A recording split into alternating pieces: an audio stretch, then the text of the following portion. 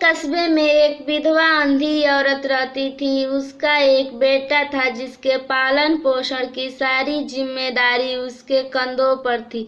वह अपने बेटे को पढ़ा लिखा कर एक बहुत बड़ा आदमी बनाना चाहती थी, इसीलिए उसने उसका दाखिला कस्बे के सबसे अच्छे स्कूल में किया। वह दिन रात मेहनत करती ताकि बेटे की स्कूल की फीस दे सके।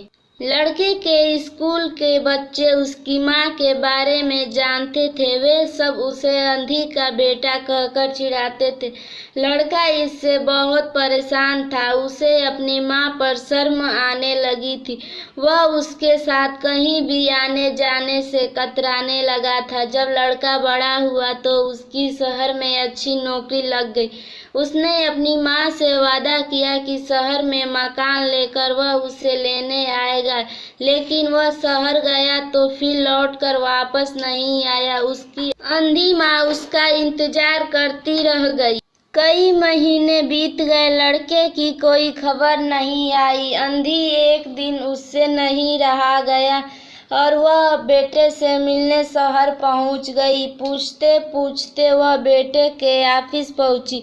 वहां सिक्योरिटी गार्ड ने उसे रोक दिया। अंधी औरत ने गार्ड को अपने बेटे का नाम बताया और बोली कि उससे जाकर कह दो कि गांव से कोई मिलने आया है। गार्ड ने जाकर उसके बेटे को बताया। बेटा ने ऑफिस की खिड़की से देखा तो उसे अपनी माँ गेट के बाहर खड़ी नजर आई।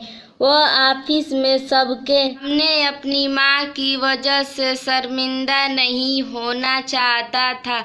उसने कहला दिया कि वह ऑफिस में नहीं है। अंधी औरत वहां से चली गई। शाम को वह लड़का ऑफिस से घर जाने के लिए निकला।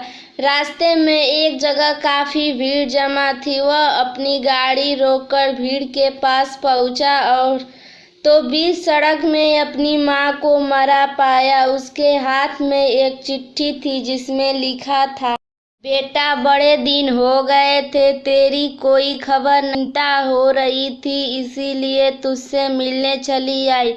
तू तो अब बड़ा आदमी बन गया है, तुझसे मिलना शायद मुझ गरीब की किस्मत में नहीं, लेकिन मैं बहुत खुश हूँ। तेरे लिए तूने अपना ही नहीं मेरा सपना भी पूरा किया। मलाल है कि तेरी तरक्की देख नहीं सकी। काश बचपन में तेरी आंखों में सरिया न घुसा होता और मुझे तुम्हें अपनी आंखें न देने पड़ी होती तो तेरी तरक्की अपनी आंखों से देखकर सुकून से मरती।